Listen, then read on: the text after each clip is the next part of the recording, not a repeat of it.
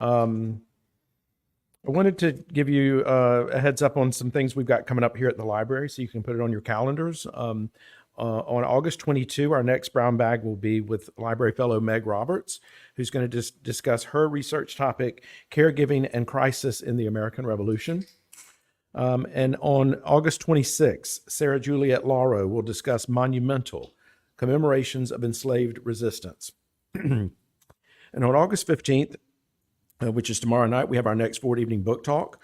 The title is Democracy in Darkness, Secrecy and Transparency in the Age of Revolution.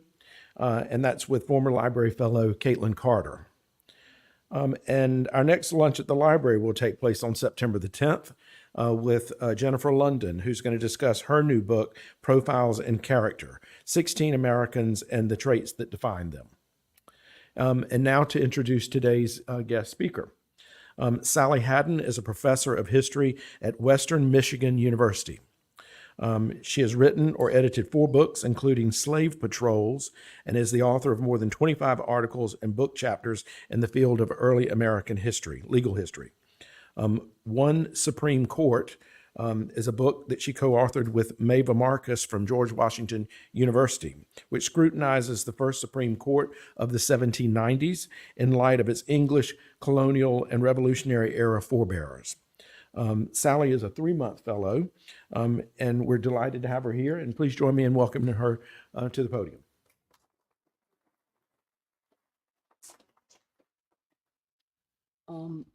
First of all, let me thank Mount Vernon for making me a fellow. This is not the usual thank the host kind of comment that precedes a lot of talks. My time here has been extremely productive, and I'm grateful for the space, time, and resources that have enabled me to think and to write. Having access to this library's resources should not be taken for granted. I'll give you, for instance, my home institution, Western Michigan University, has many fine parts to its library, but we do not pay for access to the American Founding Era Rotunda database that is run out of the University of Virginia, meaning that there are items in that database that otherwise I can't access. But Mount Vernon's library does subscribe to that database. And so that's just one example. I could go on and on. We have moved into a time where there are haves and have-nots in the world of scholarship, where people who have access or whose institutions have access make a difference in what they can accomplish. And I'm very fortunate to have a tenured post at a good institution, but even then my library doesn't have everything that Mount Vernon does. So for that, I am incredibly grateful. I wanted to point out the project that I'm working on during the time of this fellowship is a joint one. It is shared with my colleague and friend, Maeva Marcus. Now, some of you know Maeva from her stewardship of the documentary history of the Supreme Court of the United States, which recovered and published 9 volumes of nearly 20,000 documents relating to the court's founding era. Maeva is an expert on the 1790s, and she's the one who asked me to co-author the study that I'm here writing about this summer. So if I weave back and forth between I and we in this narrative, what you'll know is that I'm acknowledging Maeva in this discussion, and having her living in Bethesda has also really been valuable. We've been able to consult several times during this fellowship, and indeed I'm having dinner with her this evening. One Supreme Court is about the creation of the earliest U.S. Supreme Court, but it starts with its prehistory, if you will, that leads up to the creation in 1787 by looking backward to the forebears of the court from the 17th and 18th centuries in England as well as in colonial America. Now, most of the histories that discuss the Supreme Court start with the tenure of John Marshall. And he was Chief Justice starting in Thomas Jefferson's time. Now, many of the critical decisions that were made during Marshall's tenure as Chief Justice still affect the way that we think about judicial review or the relationship between the nation and states, what we call federalism, or they're about checks and balances. And Marshall, at least on the surface, shaped so many key elements to the court's functioning that we have a hard time kind of remembering backwards to a time before Marshall, when the judiciary was not necessarily the equal counterpart to the legislature and the executive branches. And that's where our book comes in. We want to try to explain the development of judicial structures and practices in the context of that time, not our time, but that time. And you might wonder, hasn't somebody tried to write this history before? Hasn't somebody already gone there and done that? And the first answer would be yes, and the second answer would be not very well. The first person to attempt a study of the early U.S. Supreme Court and its antecedents to try to reclaim some of that English prehistory and colonial prehistory was a man named Julius Goebel. Now, Goebel was a professor at Columbia Law School who spent 20 years putting together a history that he eventually published in 1971. And in 864 pages, double-spaced, double-columned, Goebel tried to capture what he called the Supreme Court's antecedents and beginnings to 1801. So pretty much the project we're doing. But of that 864 pages, he devoted less than 100 pages of it to the English and colonial period. The next 80 pages focused on state constitutions, 50 on the Continental Congress's approach to judicial authority, 60 on the Constitutional Convention in 1787, 40 on the ratification debates, and the balance of the book, the other 500 pages, was on the period from 1788 to 1801. So basically that's 300 on everything up to 1787. So you can understand why somebody who works on colonial legal history might go, hey, wait a minute, hold on, why so little really on the English and colonial bit? And so that's where our book comes in. Our book has 11 chapters, and the pivot chapter, chapter 6, is about the Judiciary Act of 1789 and the first Federal Congress. So it does balance the two halves of the story. My half is the half up to then, and her half is the half after then. So part of what we're doing is rebalancing the story of what we know. And we can do that because we have available to us a much larger body of primary and secondary scholarship than Julius Goebel did. When he was writing in the 1960s, documentary editing in the United States had only been underway for about 15 years. The very first volume of the Papers of Thomas Jefferson appeared in 1950. So we have the ability to call on nearly 60 years worth of documentary edited collections drawn from the papers of George Washington, John Adams, Thomas Jefferson, edited document collections about the first Federal Congress, about the early Supreme Court, which Mava helped run for 25 years, that project. Paper sets that are now in print or online for John Jay, Alexander Hamilton, the Pinckney family from South Carolina, and so many others. Now, not all of these documentary edited collections are as good as each other, and you have to be a little careful about that by going back to look at the originals and comparing them to the documentary editions. And if you ever want to see somebody get slayed in print, I suggest going and reading the book reviews for the publication of the papers of Judge Iredell in North Carolina to see what happens when you actually publish bad transcriptions.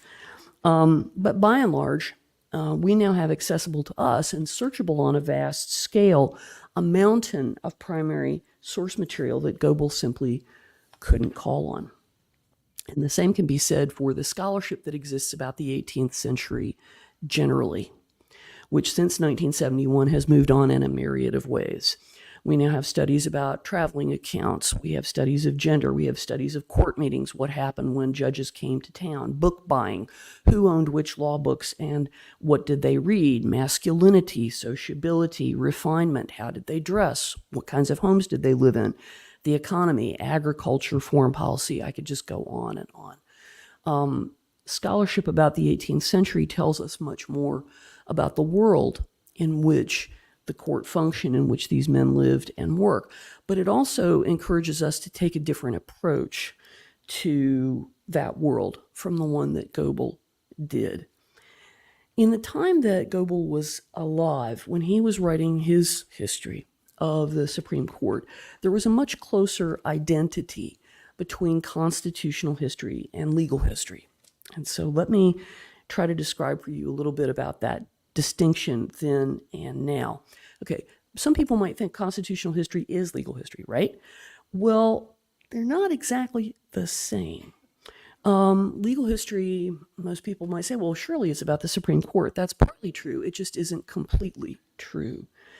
Constitutional history is a subset of legal history. Legal history is like this. Constitutional history is like this.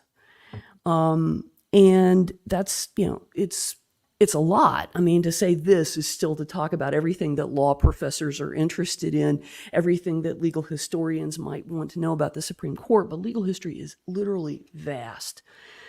An awful lot of legal history happens in courts that have nothing to do with the Supreme Court or to do with the Constitution. There are federal district and appeals courts, there are state courts at various levels, there are local courts. That may have been how I came into legal history originally, was when I was a teenager and I sued my employer in small claims court for not paying me 2 weeks worth of wages. There are courts that manage the affairs of specific groups of people, like the military or Native Americans, and that's just courtrooms that still exist today in the United States.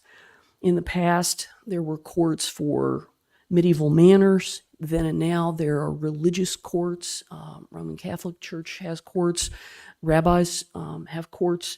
And those are courts that still exist. Then there are courts that pop into existence for short periods of time, like the Nazis at Nuremberg, right? Or the show trials under the Stalinist era when he wanted to put all of his enemies on trial, or the Star Chamber used by Stuart kings in the 17th century, trying to put all of their political enemies away. And of course, one of the courts that I want to talk to you about today, Governor's Council, and the kinds of judicial actions that it took. But that's just courts. Legal history can be talked about beyond courts. Obviously, it happens in a courtroom, but it also happens, legal history happens whenever people try to enforce law or maybe make policy that turns into law. Think about Customs and Borders Patrol officers or agents who work for the tax court, for the IRS, or the Immigration and Naturalization Service. Legal history isn't just about the real, it's also about the unreal, fiction. So we have Charles Dickens writing about court cases and what people think in Herman Melville, in a case that takes place at sea, fictionally, in Billy Budd. There are all kinds of pieces of legal history that have nothing to do with courts, but have everything to do with people. There's law about infants. There's law about the disabled. There's law about people who work in specific industries and what kind of safety conditions they have. There are laws for the dead. Yeah, actually, we have laws in this country about how you can dispose of a corpse. So there's all sorts of legal history out there. Another way to think about it is not who it happens to, but where it happens. So one of the most intriguing books to come out recently was a book called Who Owns the Sky by a guy named Stuart Banner, very nice guy. And the answer he comes up with as a legal historian are fascinating. People have been writing about the law of the sea literally for centuries, since the Romans were around. But nobody thought about the sky before. And it's only when men and women take to the air in balloons or in planes or space shuttles that we begin to think about, well, maybe who owns that? And it's true about not just where law happens, but our hobbies and our amusements. All of these things have a legal history. All of these things have laws that are related to them. One of the biggest questions now is who owns the internet, right? Is that something we should regulate and control, like a public good, like water or electricity, or maybe it's just something we should hand over to private commerce. So anyway, by now I've probably convinced you that legal history is a lot bigger than the Constitution and the Supreme Court. And I'll just add a couple more things here. I'm interested in people who make their living from the law, in lawyers and judges and clerks and booksellers. People who sell law books make money. And, new stuff is coming out all the time that makes new material available to us in those realms. So anyway, to skip forward just a little bit. So you can see legal history is vast as an area of scholarship. But when Julius Goebel was writing in the 60s, not so much.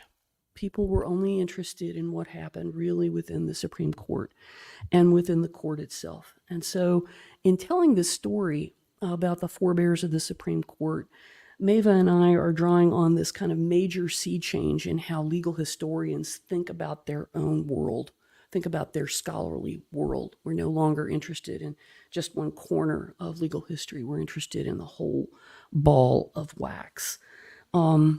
So we're going to be doing a little bit more than what Goebel did and take advantage of all that new scholarship, but also putting the court itself into a broader, and the court's forebears into a broader, kind of less top-heavy institutional approach to its historical setting. So here's how we plan to do it.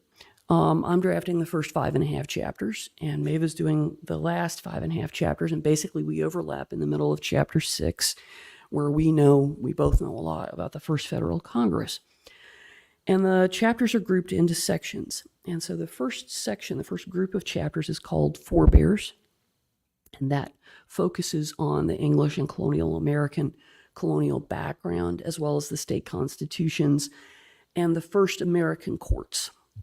And in this first section, I'm trying to figure out how these courts, how they worked, how they were staffed, what people's expectations were of them, how they fit into government, broadly speaking, and laying a groundwork through the 1600s and 1700s so that people will be able to figure out, okay, so here's the range of possibilities that we had that a Supreme Court might come from, and we picked this particular thing out of this whole range of options. The second section is called Framing, and that chapter covers the process and intellectual developments that let the Supreme Court come into being. So it looks at the Articles of Confederation, and they had a court. You may not have known about that.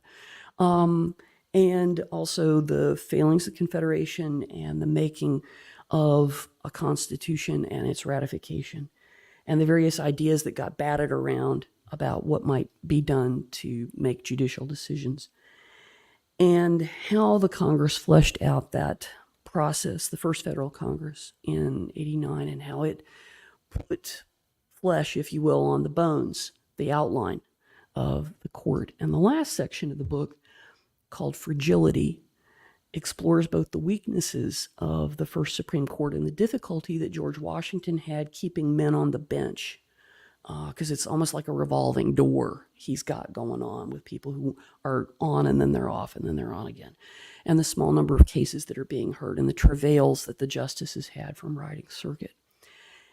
Fragility, but also its strengths in terms of how it put a public face on the government, the national government, for people living in ordinary settings. So we're going to write about the cases that it heard, petitions, arguments, and public reaction to those suits, as well as look at some of the strong personalities like Washington and John Jay and the Rutledge brothers, and their impact upon this new institution. So we're going to be putting the court into a kind of a fluid context, thinking about it not so much as it must have been or it had to be, but much more as a, this could have not gone down very well. This could have failed, like gone up in flames. And we have a tendency to forget or maybe just downplay the huge potential for failure that existed for the national government in the 1780s and 90s, even after the revolution had been won. So anyway, so I've been working on chapter 4. I wrote the first 3 chapters when I was a fellow at the National Humanities Center this year in North Carolina. And I've been working on chapter 4 while I've been here, and mostly I've been working on the disaster section. So if you get a sense that I'm kind of feeling like, oh man, how did they even carry this off? It's because that's what I've been thinking about, is all the centrifugal forces that could have torn not just the court, but the nation apart. debt, foreign adversaries, internal disputes, Western land squabbles, high taxes, you name it, they got it.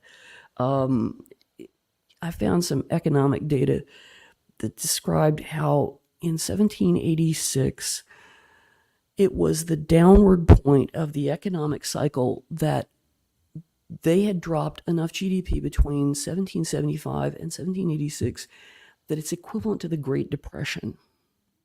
Literally, it's an economic thermonuclear blast that they're living through. It's just impossible. And all of this is at a point where common law is clearly the winner. Common law is clearly the system we're going to use. But that's not how the book begins. The first chapter is called Many Legalities, the Judicial Landscape. And legalities is, when a legal historian uses that phrase, what they're trying to describe is the plural and overlapping legal systems that can all exist at the same time. And we're so accustomed to thinking about living in that we almost don't imagine it. We don't have to imagine it. But you follow rules from many different organizations all at the same time. Your county water district, or your city tax structure, or the state government, or the national government, or international governments, or there are all sorts of ways in which we are controlled by overlapping legal systems in the same geographic space. And so we're trying to show the reader how in early America, common law was just one of several competing legal systems from the 1600s and 1700s. And that leads into a broader discussion of contemporary political theory about what the judiciary was. And the fact that we've even got a word for it is kind of strange, because courts were not thought of as separate from the monarch. And in a world filled with monarchies, courts were an extension of the monarch's will. And so they thought of courts, if they thought of them functionally at all, as executive functions, not judicial, not separate from the executive. And so we have to go back and acknowledge that there were multiple ways of thinking about court systems and resolving disputes. And, Goebel starts with the common law. The only thing that matters in his book is the end point, that common law wins in the end. But that loses the fluidity of the situation. There are lots of other legal systems out there that we could have ended up with. So to give you an example drawn from the first chapter, there's arbitration, which Quakers used, and which was a very strong feature of how Quakers dealt with disputes. In fact, if you went to law, they could read you out of the society and basically kick you out of the Society of Friends. There's church courts, which the Puritans used repeatedly through the 1600s. And there's even a question, not just about in terms of the multiplicity of systems, but there's also a question of, do you have a right of appeal? That is to say, we take for granted that there might be somebody else after the court you're dealing with, who could hear your case again. But that's something we take for granted. That's not something they necessarily had. And so part of what I start off explaining is the very concept of appeal. Where could you take a judgment that you didn't like? If you didn't like it, is there somebody else you can talk to? And this is important to pull apart because it leads us to the conception of judicial review. Eventually it becomes something that we recognize as the ability to review and challenge lower decisions. But anyway, the first chapter gives the reader this framework of legal possibilities, of different structures, different systems, and different legal procedures that they kind of have to I'm putting the players on the chessboard, if you will, so that you can see all of the different pieces and what they can do before we move on in the book. So this is how I get to governors' councils and their work as judicial bodies, because they were judicial actors. And that's kind of weird to think about nowadays. We wouldn't necessarily think of, a governor as somebody who could make a judicial decision. But if you think just a moment, the governor has this residual power. It's kind of like an appendix to pardon criminals in particular cases. And the pardoning power comes from that ability to do justice. And so this is one of the things that I think you might find interesting. I mean, there are a lot of things about this book that I think you might find interesting. Blackstone is not a big figure because Blackstone doesn't get published until the 1760s. And so, people would say, oh, of course you talk about Blackstone. The answer is no, not really. We are actually much more interested in his earlier work, an analysis of the English legal system, which was published 10 years before the commentaries. There are all sorts of other issues that come up.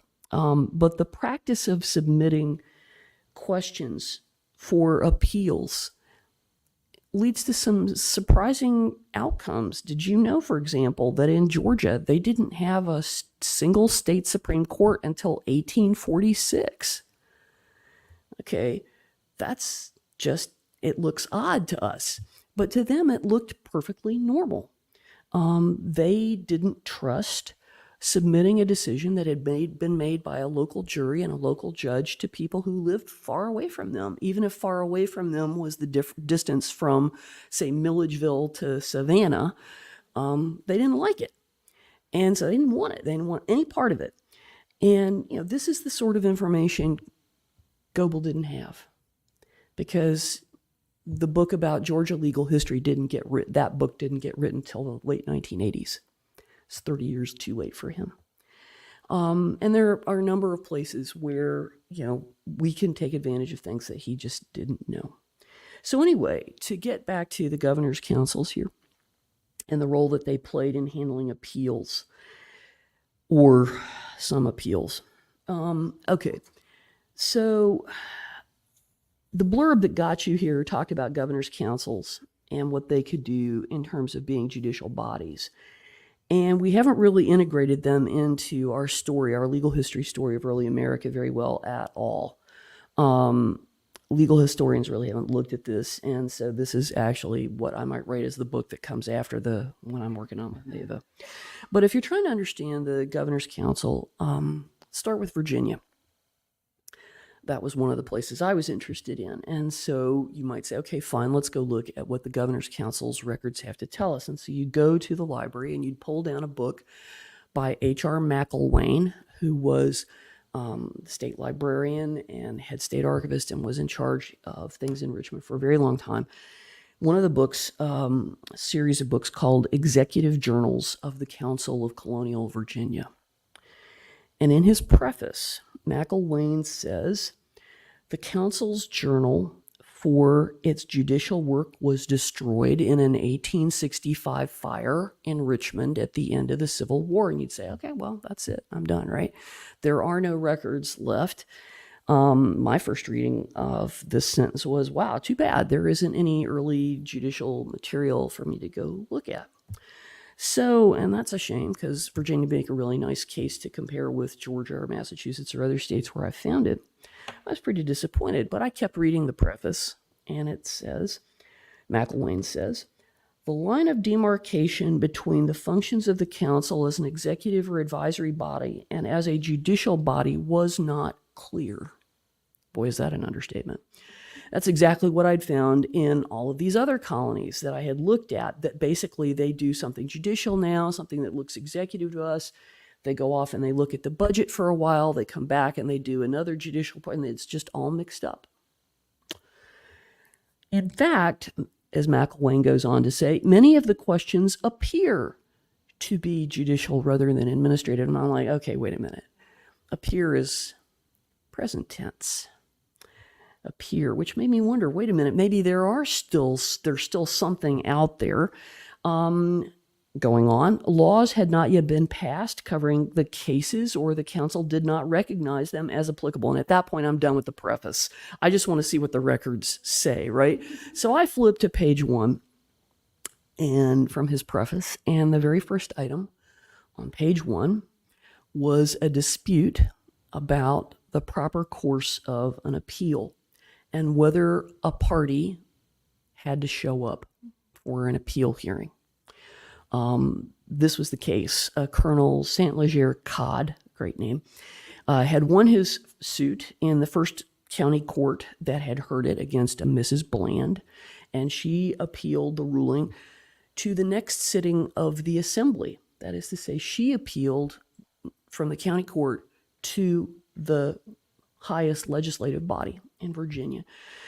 And in his petition to the governor and council, Codd said he was wholly unprovided, not expecting this motion, and asked that he should not have to answer her appeal. He doesn't want to have to show up. And, you know, at this point, I'm like, okay, fine. They're clearly doing something that looks judicial, even if it's just telling people, they're directing traffic and telling people you do or you don't have to show up. And if you flip the pages that follow in McElwain's volume, probably half or more of the actions taken by the governor's council contain questions that people are raising for them to answer that go like this. Must I show up? I don't like this judgment. Would you set it aside? I would like for you to hear my petition in this case that I think was decided wrongly. Please, will you? And the governor and his council are being asked to act like a judicial body. They're receiving petitions, they're hearing appeals. In some cases, they even hear the case from the very beginning. They're not hearing the appeal, they're actually hearing the first instance, the first argument. And it's not really what we expect them to be doing. And you might be wondering, how long did this go on? And the answer is, it went all the way on until the 1790s. It continued even after there's a state constitution for Virginia put into place. They continued to make law-like recommendations. In 1788, the governor and council make a recommendation that a certain David Locke be pardoned for a crime he had committed. And instead of being executed, as the court had recommended, they suggest that he be burned in the hand and put in jail for a year. And that's what happened. They didn't execute him because the governor and council stepped in and said he should not be executed. And in 1790, the governor and council are still clearing up legal business from 1779, from the middle of the Revolutionary War. During the Revolution, land got confiscated in Virginia, just like everywhere else.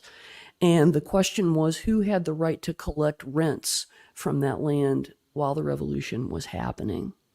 And the High Court of Chancery and the Commonwealth's Appeals Court both said that land rents could be collected by the agent of the Commonwealth, and the governor's council affirmed that decision. So they continue to act like a judicial body for quite a long time. And this is part of what really excites me about my research, is to dig up stuff that nobody has thought about for a long, long time. I deal with dead guys, and all the time they keep coming up with new information that people just don't know. And the same is true for Mava. She's basing a lot of what she has to put in the last 5.5 chapters on the materials that she found in leading the documentary history project. And so I think when the book finally comes out, it'll force people to think a lot harder about the place of early legal history and what it was doing in early America. And that's a great motivator when it comes to pushing this project forward. And you may be wondering, whatever happened with Codd and Bland in that appeal that I mentioned? Well, the governor's council concluded that, quote, an appeal lies to the next General Assembly. In other words, they're basically telling Codd, yes, you actually do have to show up and fight Mrs. Bland in front of the assembly. They'll be hearing your case next term, and you may not like it, but that's the appeals process that your case will follow next. And by far, the greatest proportion of judicial work that governors and their council members are hearing are appeals from lower county court decisions. There was a minimum monetary amount to get heard, just like there's a federal court judicial minimum to get in. It's probably higher these days, but when I learned law, it was that you had to have the court case in controversy had to be worth at least $50,000. It's probably more now. But in order for the case to be heard by the governor and council, it had to be worth at least £100, which is a fortune. And later it had to be £300. Now, there was the possibility of appealing a decision from the governor and council to the Privy Council in England itself if the suit's minimum value reached £300. That is to say, like an inheritance or it's a land dispute. Almost all of the cases that get appealed to Privy Council are inheritances and land disputes. But in any case, I want to stop here. I've got another story I could tell you, but I'd rather stop and see if you've got questions that you'd like to ask now about what you've heard. Stephen's got the microphone.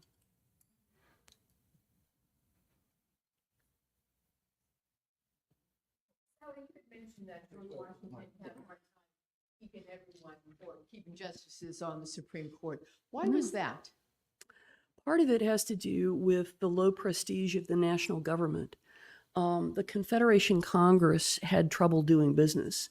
There was a 7-state minimum to get regular business done, to have a quorum. And in the last year and a half of the Confederation, they have trouble making quorum on a daily basis. So the national government has low prestige. And certainly we think of Washington on the white horse, right? You know, he has tremendous prestige, but he's lending his prestige to a government that is untried and untested. And in many cases, these fellows who were appointed to the Supreme Court have other political opportunities. They can become governor of a state. They resign. They can become chief justice of their state Supreme Court, and they resign. It's got a shorter commute. They get to see their family over dinner every night. And what do we know about this national government? Who knows how long it'll last, right? So he's lending his prestige to a project that may or may not work very well. And so there are a lot of reasons why, you know, some of them die, but the vast majority of them just leave for other opportunities. Or in Jay's case, Jay gets appointed to become an ambassador. Effectively, he's gone for a year, even while he's Chief Justice. I mean, you know, we wouldn't do that today because we'd say, well, you have much too much important of a job, right? They didn't think that way about the Supreme Court then. Sure.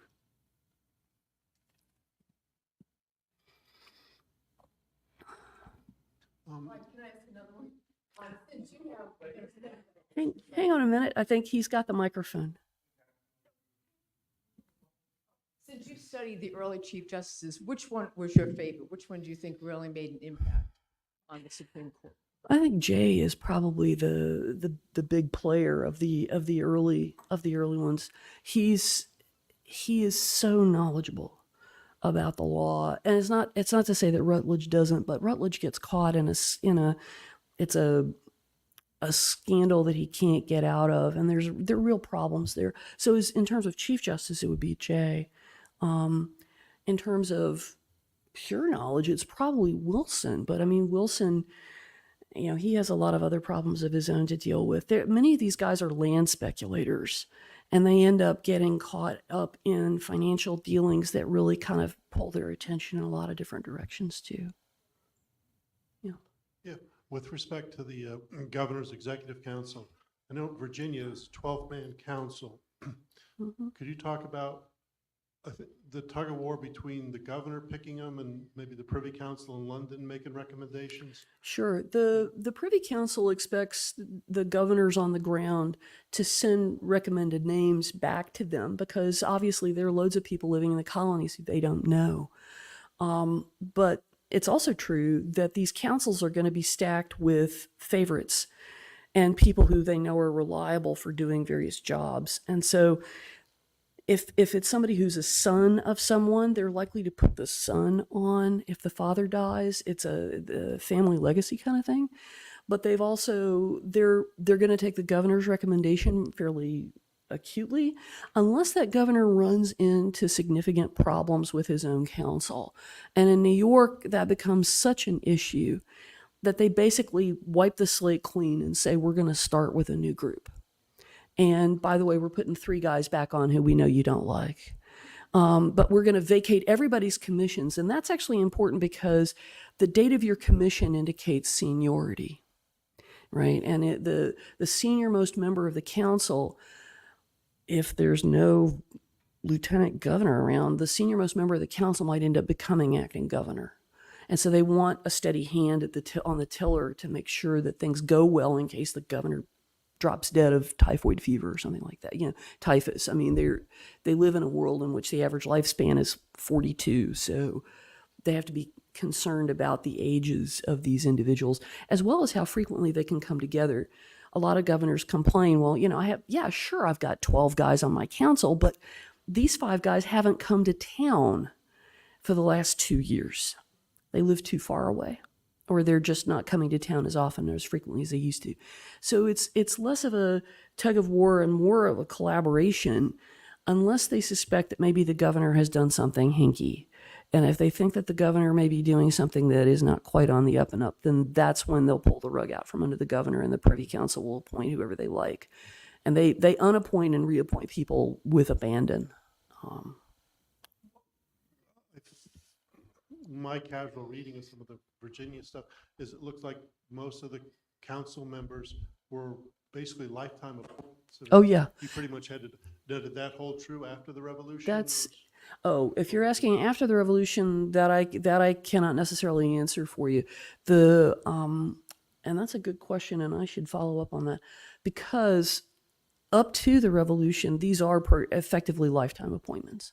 The only way you go off of council is if you end up being elected to a position in the lower house of, say, a House of Representatives and become a Speaker of the House, at which point you're going to have to choose. They're not going to let you do both.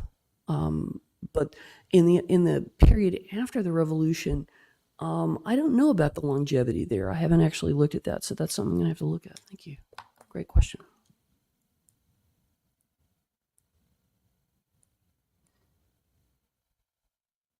Anyone else?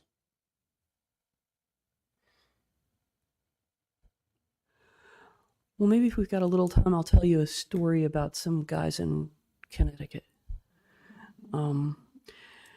Okay, so Connecticut has this unusual charter. Each of the colonies obviously comes with its own charter. So in Rhode Island, which got its charter in 1663, there was this very specific clause in the 1663 charter that says that there is a right of appeal in cases of public controversy between the colonies. And Rhode Islanders wanted that clause because they wanted to sue the hell out of Massachusetts about a boundary dispute. And so they basically asked for that clause to be stuck in. And so some colonies had a limited right of appeal, like it was about boundary disputes, nothing else, like Rhode Island had. And other colonies had charters that had no language at all about appeals to the Privy Council, and that would be Massachusetts and Connecticut. And in Connecticut, obstructing appeals to the Privy Council reached probably the high water mark in the 17th century.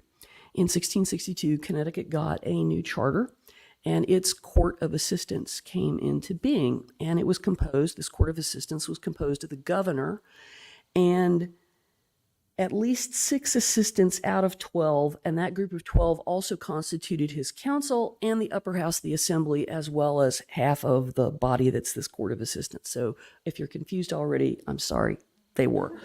But if necessary, an appeal could be made from the Court of Assistants to the entire General Assembly. So if you didn't like what the governor and half of his council had to say about your case on appeal, you could appeal it to the entire General Assembly. Though that only happened once or twice a year, and also those same assistants who are part of the upper house, yes, they get to vote as part of the General Assembly. So there's all this kind of overlapping of people hearing things 2 and 3 times, which might confuse you as well. But in Connecticut, under the 1662 charter, they got very used to electing their own governors. And not just their governor, but their deputy governor, which put them in a unique situation. They were really the only colony that had that power in the colonial period. All the other governors are appointed by somebody. But in Connecticut, they vote them in. And this practice looked really weird to the people in England, but too bad. Now, the wording of the 1662 Connecticut Charter left open the possibility that there could be no appeal made from a Connecticut court decision back to England. It spelled out the method by which lawsuits could be started and that they could be appealed to the governor and some of his assistants as the Court of Assistants, and then only as high as the General Assembly. It didn't say anything about appeals beyond that.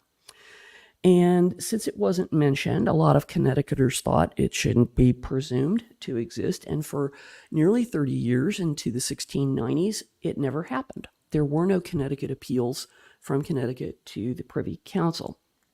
And the first one that came up arose out of a will, John Levine's will, which he wrote in 1689. And what he did was he left the bulk of his estate, including a ship named the Levine, to the Congregational Church of New London.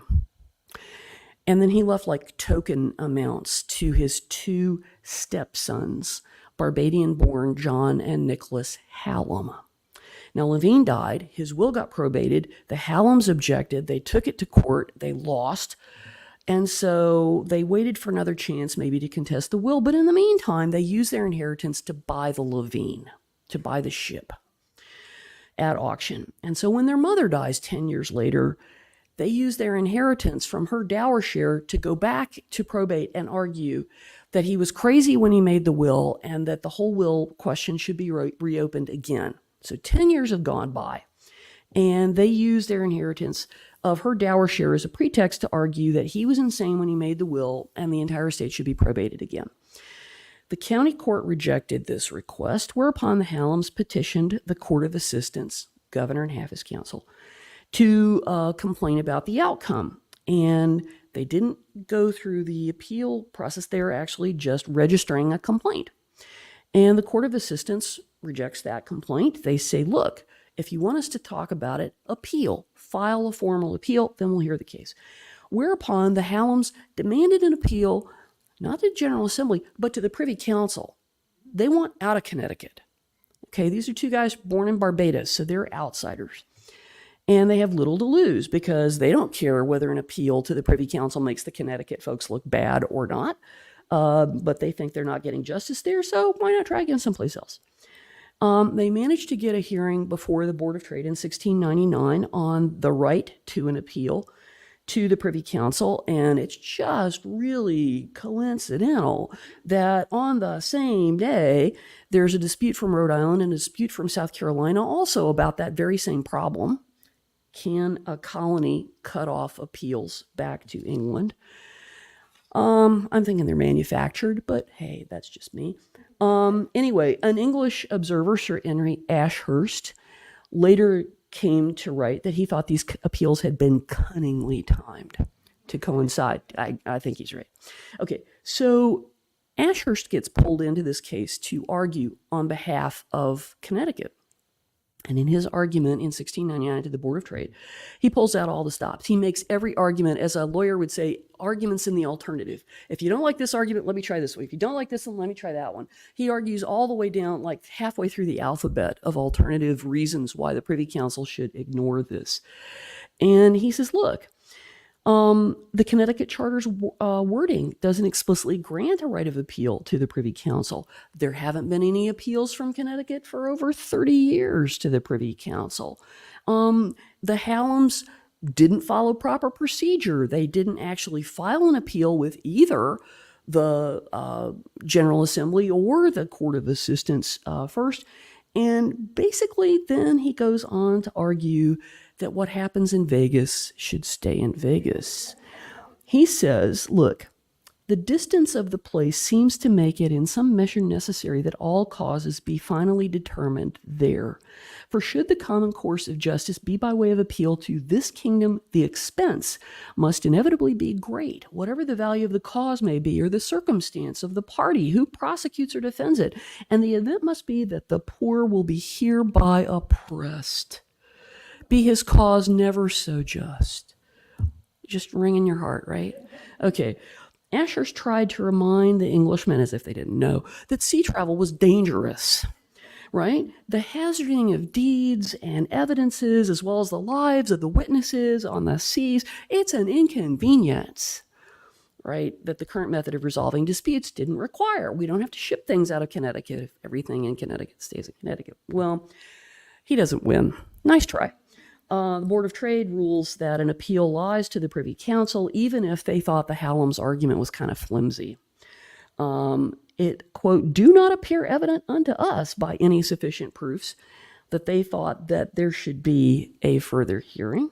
or that they should require the governor and company of the said colony to do so, to participate in the hearing. But, okay, they think he's got it right. Okay, so this goes back to Connecticut. Connecticut's supposed to have hearings again. Well, the governor and the assembly fire back. They assert that the Hallam's didn't follow proper procedure and that their claims were basically groundless. But they're going to schmooze. They're going to grease make these folks in England feel really good. We could not possibly be more happy than to have all such differences as arise among us to be heard and determined by His Majesty's great wisdom and justice. Did not the remoteness of this colony render it very prejudicial and almost wholly ruinous to his subjects here to transport themselves over the vast ocean and be it an unavoidable charge, while carrying and answering such appeals would oblige them to? So basically they're saying, oh, we would love to have you guys decide this, but we can't possibly do that. So anyway, the General Assembly takes action, and they basically say to the Hallams, here's the time when we're going to hear your appeal. So they start the process. They say it's not that they filed the appeal. They're saying, we're going to hear evidence of your claim. Show up on thus and such a date. And the Hallams actually did show up and made some arguments, which then the Assembly, sitting as the highest court of appeal in the colony, rejected all of them. And then the Hallams requested the right to appeal to Privy Council, which the Assembly said no. And then the Hallams go back to the Privy Council anyway. Okay, so in this petition, the Hallams then raise an interesting point, which you guys probably thought of right at the beginning. The Hallams say, look, FitzJohn Winthrop is not just governor, but he's also a judge in this cause. He's sitting as a member of the General Assembly, as a member of this Court of Assistants. He's part of the upper house. And so he's basically being a judge multiple times in this matter. And so they're pointing out that he might have a conflict of interest. He's already heard this case once and decided against them. Why should he hear it again? And then they claim, the Hallams said, that Winthrop had said openly that, quote, no appeals from thence should be allowed to your majesty and council, and before any should be allowed, they would dispute that point with your majesty. So they're basically saying, Winthrop is not your friend. Winthrop would do anything to stop an appeal. So finally, the folks back in England say, we don't know what to do. So they ask the Attorney General and the Solicitor General, what should we do? These are the highest ranking legal officers in the country. And these two authorities come back and tell the Board and Privy Council what they want to hear. Namely, that the king always has an inherent right to hear appeals from his subjects, regardless of location. And so the Connecticut politicians could do whatever they liked, but they couldn't block an appeal, regardless of what their charter did or didn't say. And so the Hallams find out in 1701 that they've got a hearing granted. And so they would gather their evidence together and they get their materials presented to the Privy Council, which then rejects their appeal. They say, Privy Council says, look, you guys bought the ship Levine at auction. If you didn't think the first probate was legitimate, you shouldn't have bought the ship from the church. If you did that, then you're effectively accepting the terms of the original will. And so by buying the ship at auction, you forfeited your claims to overturn the will. And in 1704, the Hallams are effectively put out of business, except not quite. The very next day, Hallam delivers a petition on behalf of John and Samuel Mason that had been drawn up 4 months earlier. He delivers this petition to the Board of Trade, which charges that the General Assembly of Connecticut had been abusing the Mohegan Indians in their land dealings. This sets off a chain of hearings, appeals, and commissions that stretch from 1704 to 1773. It's the longest running court case of the colonial era. It's massive. And while the Mohegan suit is often lauded as the first land rights lawsuit lodged on behalf of Native American peoples to be heard in England against a colony for abusing their trust, its origin goes back to Nicholas Hallam's decision that he's going to stick a knife into the Connecticut General Assembly and the governor no matter what. So thanks for coming today and learning more about governors and councils. Appreciate your patience, and if you have further questions, I'm happy to answer them. Thanks so much.